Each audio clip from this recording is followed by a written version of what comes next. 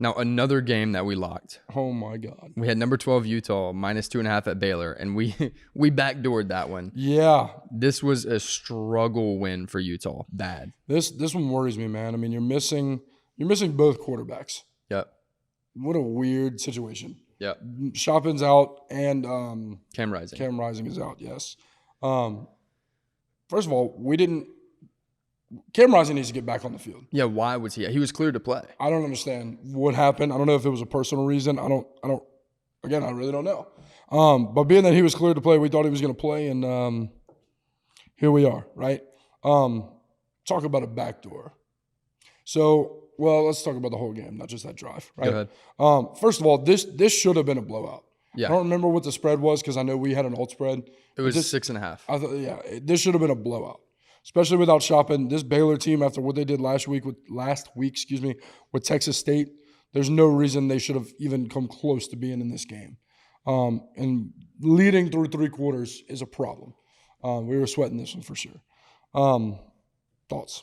The Utah defense did everything you could ask of them. They held NC State till the very, very end, but yes. They held NC State to two field goals and a touchdown, so less than 14 points. In my book, if you can hold a team to less than 14, you win. Yeah. Even in today's football, if you can hold them to less than 21, you should win. Yeah, I agree.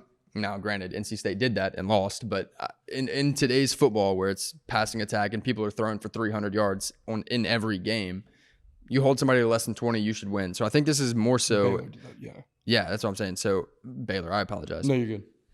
So it's not necessarily an indictment on the defenses, but on the offenses of both teams. And again, I know neither team had their starting quarterback, but there's no reason that this Utah team, who went out and did what they did to Florida and back-to-back Pac-12 champions and in the Rose Bowl, I know they lost it, but in the Rose Bowl, this is a solid team with one of the most tenured coaches in all of college football.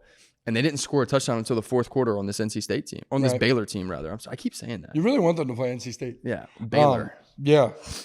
That's an issue. And again, looking at what they did, again, without Cam Rising last week against Florida, this one kind of hurt. So, yeah, I mean, you want to talk about that last drive. So, Utah's going down the field. Obviously, Baylor basically lets them score, which I was so confused about, being that there was 37 seconds left. It wasn't like there was a minute and change, where I truly felt like, oh, let them score, we have time. No, there was no time. I don't know why they let them score. And granted, I don't know why the Utah player was doing the same thing. With 37 seconds left, go score. But anyway, right, they let them score. 30 seconds left. I feel real good about our luck. They're up 7. I feel real good. 3 quick completions, one of them being 40 yards. What the heck happened? Utah just decided to stop playing defense, and this one was a real sweat. Ball to the end zone, knocked out of the hands of a Baylor player. In his hands, had to be knocked out. And very easily could have been called pass interference. No doubt. Yeah, this game really came to the wire, truly. And, brother, Utah, you talk about some work to do. I mean, especially with the way that, we're going to get into that super shortly.